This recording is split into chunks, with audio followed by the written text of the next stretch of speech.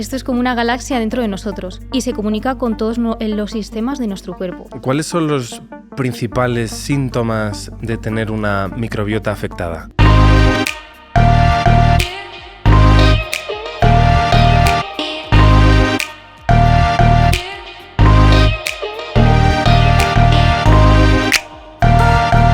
Bienvenidos a la primera edición del podcast de Andala, donde hablamos de bienestar a través de la microbiota.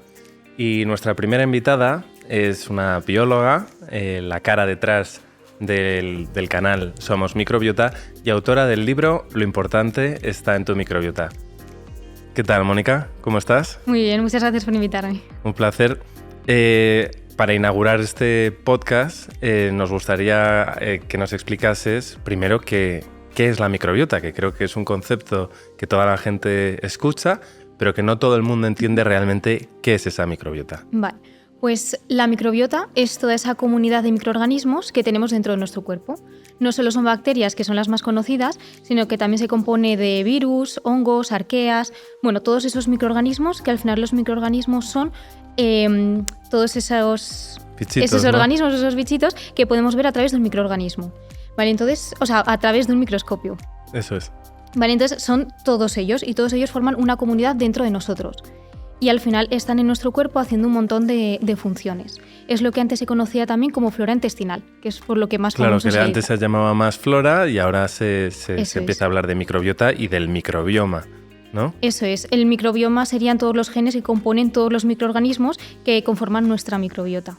Y esta microbiota también se habla hoy en día de que es el segundo cerebro, el órgano 79. O sea, ¿qué papel tiene esta microbiota intestinal en nuestro organismo?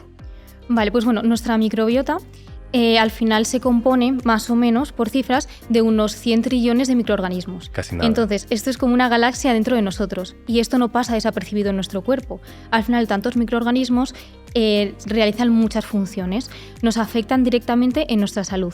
Todo lo que consume nuestra microbiota, todo lo que produce de lo que consume, nos va a repercutir directamente. Se dice que la microbiota forma como otro órgano porque al final son células que tienen funciones. Al final, ese conjunto habla con nuestro cuerpo y se comunica con todos los sistemas de nuestro cuerpo.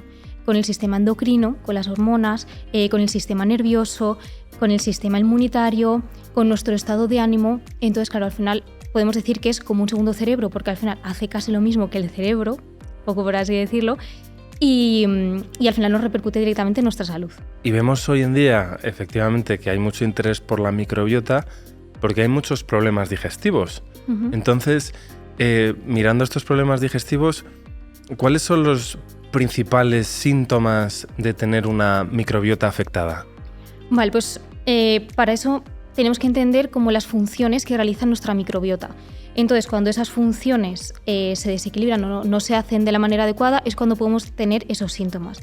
Las funciones de nuestra microbiota son muchas, ¿no? Porque al final nuestra microbiota habla con todo nuestro cuerpo, con todos los sistemas de nuestro cuerpo.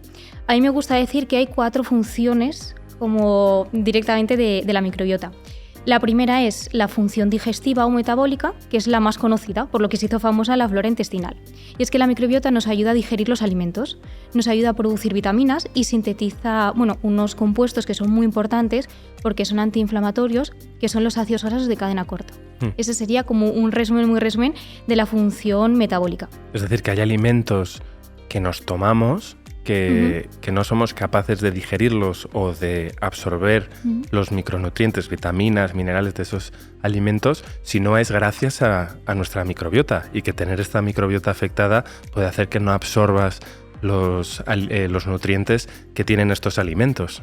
Eso es, de hecho, hay alimentos como la fibra no digerible que nosotros no la digerimos, es nuestra microbiota la que la digiere por nosotros y los compuestos que hace de la fibra, que son los ácidos grasos de cadena corta, son beneficiosos para nosotros, pero nosotros no podemos extraer esos ácidos grasos de cadena corta, lo hace la microbiota por nosotros con los desechos. Con lo que nosotros ya no podemos. Desechos de... Eso es, con los desechos de los alimentos de toda nuestra digestión. Otra de las funciones que tiene la microbiota, que también es muy importante a nivel digestivo y a nivel de todo el cuerpo, es la función protectora. Nuestra microbiota nos protege de manera como pasiva, por así decirlo, simplemente estando estando los microorganismos beneficiosos, no va a dejar espacio para microorganismos patógenos. Entonces, compitiendo por el espacio y el alimento, no deja entrar a bacterias patógenas. Entonces, con eso ya nos está protegiendo. Y luego también nos protege activamente sintetiza compuestos antimicrobianos que también van a atacar a esas bacterias malas, y también nos ayuda a tener una barrera intestinal estable. Porque al final la barrera intestinal es lo que separa el exterior de nuestro cuerpo, que es todo el tubo del sistema digestivo, con el interior, que sería nuestra sangre. Esa es la barrera intestinal. Entonces, una microbiota que no esté en condiciones va a debilitar, esa barrera intestinal no va a estar protegida del todo. Entonces, eso también nos va a repercutir en síntomas como inflamación, intolerancias alimentarias. Venimos de una sociedad que ha tomado mucho antibiótico, incluso muchas veces cuando no hay que tomar ese antibiótico también ha afectado a nuestra microbiota intestinal, o incluso cuando te vas de viaje y tienes una intoxicación alimentaria, de repente esta diarrea también puede afectar un poco a tu microbiota intestinal. Esto da pie a que haya patógenos o bacterias oportunistas que pueden ocupar ese espacio que antes lo estaba ocupando una bacteria buena, ¿no? Eso es, un desequilibrio en nuestra microbiota al final hace que bacterias patógenas o que no deberían estar ahí puedan crecer. Y, por ejemplo, a lo que venía la pregunta que me has hecho inicialmente de los síntomas de cuando tenemos una microbiota desequilibrada, pues serían estos. Si tenemos una función digestiva y nuestra microbiota está desequilibrada, no la va a poder realizar. Entonces no vamos a poder a lo mejor extraer esos compuestos antiinflamatorios y nos vamos a inflamar más. Nuestro sistema inmune va a estar más alerta. No nos va a proteger. Nuestra microbiota a lo mejor no nos puede proteger, o va a hacer que nuestra barrera intestinal esté más dañada y pueda haber un exceso de permeabilidad intestinal, y entonces, en lugar de ser una barrera selectiva, va a dejar paso, va a ser una entrada a la inflamación. Vale, entonces, ¿cuál sería el resumen de estas 4 funciones que decías de la microbiota? Vale, pues la primera sería... Funciones principales, porque entiendo que no solo hay 4, sino estas 4 funciones principales que querías mencionar. Vale, pues sería primero esa función metabólica o digestiva, que es lo que he mencionado. Sí, que has explicado. La función protectora, que nos protege de microorganismos patógenos y refuerza la barrera intestinal, hace que esa barrera intestinal esté protegida. Y luego también sería la función inmunitaria. Al final, alrededor del 70% del sistema inmunitario se encuentra en nuestro intestino. Entonces, nuestra microbiota va a regular mucho esa respuesta inmune. Y también va a entrenar, por así decirlo, ¿no?, a nuestro sistema inmunitario. O sea, va a hacer que aprenda a tolerar lo propio y que aprenda a atacar a lo ajeno.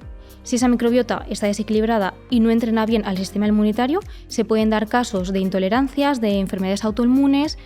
Y hablamos de microbiota intestinal, pero al final tenemos la microbiota oral, tenemos la microbiota de la piel. Entonces, que a lo mejor en cierta medida, quizás no directamente con la alimentación, pero con la higiene o el estilo de vida, podemos estar más sensibilizados a ciertas causas. Sí, de hecho hay una teoría que es la teoría de la higiene, que habla un poquito de eso, de niños que se han criado en ambientes muy asépticos, muy, muy estériles. De mayores tienen intolerancias porque su sistema inmune no se ha podido entrenar, no ha podido ver a qué tiene que atacar y a qué no. Y cuando son adultos, pues a lo mejor su sistema inmune, por ejemplo, se encuentran con un gato y ese pelo, la caspa del gato, que es la que produce alergia, a lo mejor les hace una sobrereacción porque nunca se han enfrentado a ello. Entonces su sistema inmunitario se pone como si en lugar de tener enfrente un gato tuviesen un león. Entonces es un poco así. Y se llama la teoría de la higiene por eso. Porque al final, pues nosotros en los 3 primeros años de vida, que es cuando todo se está formando, nuestra microbiota también, nuestro sistema inmunitario se está entrenando. Entonces se tiene que entrenar bien. ¿Y cuál sería la cuarta función de la microbiota? ¿Cuál es la función principal? La cuarta función yo la suelo llamar comunicativa, pero otros autores la llaman cognitiva.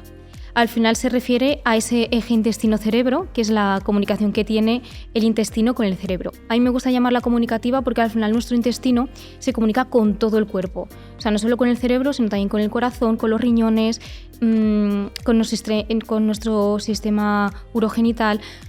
O sea, al final el intestino está en el centro del cuerpo y nuestro cuerpo es un todo, no son departamentos aislados que tengamos que mirar simplemente qué pasa aquí y no vemos lo que está pasando en otro sitio. Entonces a mí me gusta llamar la función comunicativa por eso, porque nuestro intestino se comunica con todo el cuerpo. Vale, entonces que tiene esa relación con otros procesos dentro de nuestro organismo que van más allá de la digestión. ¿Y cuáles son los síntomas más comunes de que tu microbiota no está bien? Vale, nuestra microbiota cuando se desequilibra, nuestro cuerpo lo nota y nos suele hablar con pequeñas cositas, con pequeños síntomas que muchas veces solemos pasar desapercibidos. A nivel digestivo, que es donde siempre solemos darnos cuenta, por ejemplo, empezamos a notar que nuestras digestiones no son lo mismo. Por ejemplo, nos sentimos como muy hinchados, sentimos que las hinchazón abdominal, ¿no? Sí, ¿no? Sentimos que las digestiones pues, son muy pesadas, que a lo mejor tenemos periodos de mucho estreñimiento o luego de diarreas que se alternan. También sentimos como a lo mejor muchos gases, como que empezamos a notar que alimentos ya no nos caen bien, ¿no? Lo típico de decir, esto ya parece que hoy no me ha sentado muy bien. Pues eso que se vaya repitiendo en el tiempo. Eso es un síntoma de que nuestras digestiones están empezando a fallar, de que hay algo ahí que no va bien. Pero luego tenemos también síntomas fuera de nuestro nivel digestivo que pueden abarcar a todo el cuerpo. Pueden abarcar a problemas en la piel, pueden abarcar a problemas de inflamación. ¿Y esto cómo se traduce la inflamación, que no es lo mismo que la hinchazón? Pues por ejemplo en que nos resfriamos todos los años más de 3 veces. ¡Ostras! Que hemos cogido el COVID más de una vez o que lo hemos cogido simplemente ya nos puede indicar que tenemos un proceso inflamatorio, que tenemos infecciones de orina recurrentes. Todo eso significa que nuestro sistema inmunitario está agotado, le pasa algo y por eso no puede hacer frente a las primeras infecciones y duran más de la cuenta.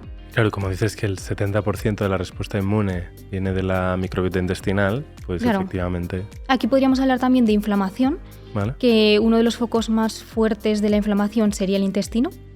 Y entonces, como nuestro sistema inmunitario está apagando esos fuegos de la inflamación, no tiene fuerzas para combatir otros fuegos, que sería, por ejemplo, pues un resfriado. Entonces lo que hace es que nos resfriamos más veces, que el resfriado nos dure más de la cuenta. Todo eso significa que no podemos hacer frente a pequeñas cosas que normalmente, si estuviésemos sanos y bien, pues no sería ningún problema. Y luego otros síntomas también fuera de lo digestivo, también pueden ser síntomas del estado anímico. Podemos sentirnos pues más depresivos, más ansiosos, sentir que no podemos volver a la calma después de un momento de estrés, que eso por ejemplo nos indicaría algo sobre el nervio vago. O sea, tú puedes pensar que eres tú que te sobreestresas, pero a lo mejor es tu microbiota que te está impidiendo calmar esas emociones. Sí, por una parte sí. O sea, la microbiota es muy importante para todos estos casos, pero tampoco es la causa de todo lo que nos pasa. Exacto. Lo que pasa es que una microbiota desequilibrada sí que va a hacer que todos estos problemas que tengamos se acentúen o nos cueste más resolverlos. O sea, la microbiota no es la causa de todo, pero sí es el factor común. Vale. De todos los equilibrios. Es una pata muy importante de todo. Pero te pones con todo lo que dices de hinchazón, resfriados, todos los problemas digestivos que has descrito, problemas anímicos, de ansiedad, etcétera. Esto es lo que le pasa a todo el mundo hoy en día. Entonces, sí. ¿Qué pasa? ¿Qué hemos hecho para tener la microbiota así de mal? Claro. Aquí tendríamos que ir un poco a la raíz del problema, porque al final la microbiota pues, es otra parte de nuestro cuerpo que se ve afectada por nuestro estilo de vida. Entonces tendríamos que ir un poquito más atrás y pensar qué tenemos todos en común, o sea, qué factor en nuestro estilo de vida tenemos todos que nos enferma. Entonces, pues bueno, aquí siempre hay un denominador común que es el estrés. O sea, el estilo de vida que llevamos hoy en día es de ir completamente rápido a todos lados, sin tiempo, haciendo cosas sin parar. Entonces esto al final es lo que nos enferma también. ¿Y cómo significa que ahora la sociedad está más estresada que antes? ¿O que hay algún factor que agrave más ese estrés, esa producción de cortisol, de esa hormona del estrés? Es decir, ¿de dónde viene este estrés? Claro, yo es lo que creo que esto es mi opinión, que el estrés y este estilo de vida que tenemos de ir siempre rápido, lo que nos va a derivar es, por ejemplo, tenemos poco tiempo, tengo que preparar la comida y tengo poco tiempo. Entonces, ¿qué hago? En lugar de priorizar pues un alimento que haya estado cocinando durante horas con productos de cercanía, que he tenido que ir a la carnicería de aquí, a la pescadería de aquí, primero voy a comprar en el supermercado, donde me da igual si es producto fresco, si es de temporada, si es de proximidad, me da igual, lo voy a comprar porque es lo primero que tengo ahí. Y luego cuando llegue a casa, en lugar de hacer una receta súper elaborada, donde puedo estar 4 horas haciendo cosas, pues lo voy a hacer en media hora. Entonces voy a también optar por esos productos que son más procesados. Entonces luego voy a comer rápido, voy a comer sin estar en calma. Cuando comemos sin estar en calma, nuestro sistema digestivo es como que entiende que no es el momento de comer. Tú no puedes comer estresado, porque al final tu nervio vago no está activo. Entonces tú, cuando estás estresado, tu sistema digestivo se para. La acidez de tu estómago no es la que tiene que estar, tu intestino no se va a mover y entonces eso hace que estés comiendo a la fuerza, porque tu sistema digestivo no está preparado. Entonces todo esto, a la larga, durante mucho tiempo, pues al final es que, queramos o no, nos va a derivar en algún problema digestivo. Y dentro de todos estos problemas que comentas de la microbiota, ¿qué papel juega la dieta en todo esto? Hablabas de, oye, pues no tenemos tiempo para hacernos un plato tan elaborado, etcétera. Pues ¿hasta qué punto una dieta nos puede afectar no solo a la microbiota, sino a ser más propensos al estrés, a mayores niveles de cortisol, etcétera? Vale, pues la dieta afecta directamente a nuestra microbiota. Lo que comemos o lo que no comemos va a afectar pues a cómo alimentamos a esas bacterias. Entonces, si nosotros nos alimentamos pues, de vegetales variados, de fibra, de proteína de calidad, de grasas saludables, vamos a alimentar a una microbiota que sea diversa, estable y antiinflamatoria. Si, por ejemplo, nos alimentamos de ultraprocesados, lo que vamos es a favorecer a que bacterias que no son tan buenas crezcan, y las bacterias que son buenas, que se alimentan de otros alimentos, se mueran de hambre, por así decirlo. Lo único que sí, que muchas veces nos centramos en la alimentación como si fuese lo único que afecta a nuestra microbiota, y es solo una de las partes con las que nuestra microbiota se va a desarrollar. Es muy importante también nuestro estilo de vida, si hacemos ejercicio o no, cómo descansamos, o sea, todo eso afecta en partes iguales que la alimentación. Entonces, si tú, por ejemplo, hablando del estrés, ¿no? y de la dieta, si tú llevas una dieta súper estricta, una dieta súper antiinflamatoria, todo, ¿no? Pero luego comes rápido, comes estresado, no comes en una posición natural, comes un poco como así porque... ¿Cuál es la buena posición para comer? Con la espalda recta, para no cerrar... ¿Y comer de pie? Bueno, depende, si estás en calma, sí. Vale. Porque si estás comiendo de pie porque es rápido para irte a otro sitio... Claro. Entonces ahí ya estás estresado, ¿no? Si es de pie porque te apetece, porque estás... Disfrutar de una barra... Claro, ¿tal? pues ahí sin problema. Vale. Entonces eso, si tú haces una alimentación súper estricta, muy bien y tal, pero luego vives estresado, el estrés va a generar cortisol y el cortisol va a debilitar tu barrera intestinal. Directamente son bombas directamente en tu intestino. Entonces, por muy bien que comas, tu intestino está en llamas, no vas a hacer nada. Si no duermes, si no descansas, tu intestino no se va a reparar. Entonces va a ir acumulando daños porque no se está reparando. Si no haces ejercicio, al final tu sistema, o sea, tu tránsito intestinal también se va a ver afectado, todo tu cuerpo. Entonces no solo es importante lo que comemos, sino lo que hacemos cuando no estamos comiendo. Imagínate que alguien nos está escuchando y dice, es que esa persona soy yo. ¿Qué podría hacer hoy ya para empezar a revertir esos daños? El consejo así que suelo decir para comer mejor, si no sabes por dónde empezar, es ir a comprar en más mercados que en lugar de en tanto supermercado. Si puedes, claro, en medida de lo posible. ¿Por qué en carnicerías, en pescaderías, en fruterías? Porque al final te aseguras, pues bueno, que sea pues eso, de temporada. Puedes también entablar con una conversación, te pueden aconsejar. Y en el supermercado también estás como muy tentado a comprar más cosas procesadas. Claro. Menos alimentos reales, menos alimentos frescos. Y estás eso también más tentado a comprar ultraprocesados. Es decir, bueno, pues no tengo poco tiempo, pues voy a comprarme esto para llenarme rápido. En lugar de que si vas a la carnicería es lo que tienes o a la pescadería es lo que tienes.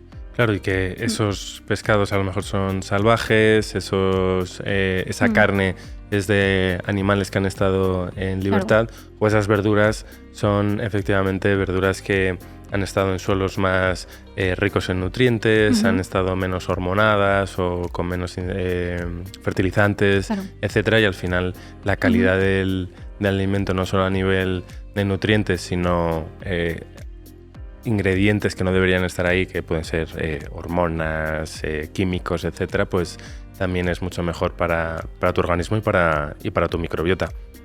Eso es, sí. Vale, ¿y cuáles son los mitos más comunes que escuchas relacionados con la microbiota? Bueno, pues uno de los mitos, no sé si mitos o modas y tal, es, por ejemplo, pensar que los probióticos valen cualquiera para cualquier cosa. Al final, un probiótico tiene que haber unos estudios detrás que aseguren que cuando te lo vayas a consumir vaya a funcionar para eso que te lo estás consumiendo. Y luego también tenemos que asegurarnos que que hay probióticos, claro, porque está mucho la moda de probióticos, claro. Pero claro, que hay probióticos indicados para cada cosa que estabas diciendo, ¿no? Claro, tienes que buscar asesoramiento de que alguien te diga pues para qué quieres el probiótico y te recomienden el que necesitas, ¿no? Hay que asegurarse, no todos los probióticos valen para lo mismo. Vale, y entonces habría también probióticos más indicados para la hinchazón o probióticos más indicados para el estado de ánimo, entiendo. ¿Y los alimentos con probióticos? Claro, aquí también es un poco también esa denominación que es un poco también, no es moda, porque también se denominarían probióticos, pero no sería ese uso terapéutico que serían los probióticos. Es decir, aquí estamos hablando de alimentos como el kéfir, claro, el kimchi, la kombucha. Esos alimentos tienen microorganismos beneficiosos, pero nombrar los probióticos, vale, bueno, es para entendernos, pero estrictamente no se deberían decir que son probióticos, porque al final un probiótico son los microorganismos pues, que tomamos y que esa cantidad exacta nos va a ayudar a la microbiota, ¿no? Entonces, con los alimentos que contienen bacterias beneficiosas, nosotros no sabemos cuántos microorganismos nos estamos tomando. Exacto. Y si van a llegar vivos al intestino.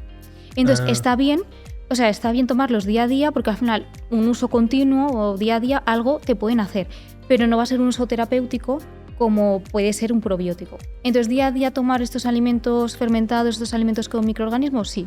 Yo te diría que sí, pero no sustituir a una terapia de probióticos. Vale. ¿Cómo tendría que ser la cesta de la compra de una persona que quiere cuidar su microbiota? Pues así por resumirlo mucho, con alimentos reales. Con alimentos reales y no productos. Pues eso, alimentos que podemos encontrar en una carnicería, en una pescadería o en una frutería. Y Mónica, cuéntanos, ¿cuál dirías que es tu alimento favorito que no puede fallar ninguna semana para cuidar de tu microbiota? Vale, es muy común el almidón resistente, que es muy bueno, ¿vale? Que es cuando tienes un alimento que tienes almidón, lo dejas enfriar, al final ese almidón llega a las bacterias del final del todo del colon y lo que van a hacer son ácidos grasos de cadena corta con ese almidón resistente. Entonces está muy bien porque es un alimento completamente antiinflamatorio. Por decir otro, también yo diría quizá el salmón también, por decir algo diferente. ¿El salmón también es bueno para la microbiota por esas grasas que decías? Sí, y porque es antiinflamatorio también. Entonces nos va a ayudar mucho. Ese omega 3 que tiene también nos va a beneficiar. Luego también pues tiene proteína, esas grasas que son saludables. También está muy bien, por decir algo diferente. Y Mónica, si pudieses invitar a alguien a este podcast, ¿a quién te gustaría que invitásemos? Pues una que es una de mis mayores referentes es la doctora Sari Arponen, que bueno, es con ella con la que empecé un poco a descubrir todo esto de la microbiota y la verdad es que se explica súper bien y predica muchísimo con el ejemplo. Es muy buena, Sari. Muchas gracias, Mónica, y muchas gracias a todos los que nos habéis acompañado durante este primer episodio. Nos vemos en el próximo episodio del podcast de Andala para aprender más sobre bienestar a través de la microbiota.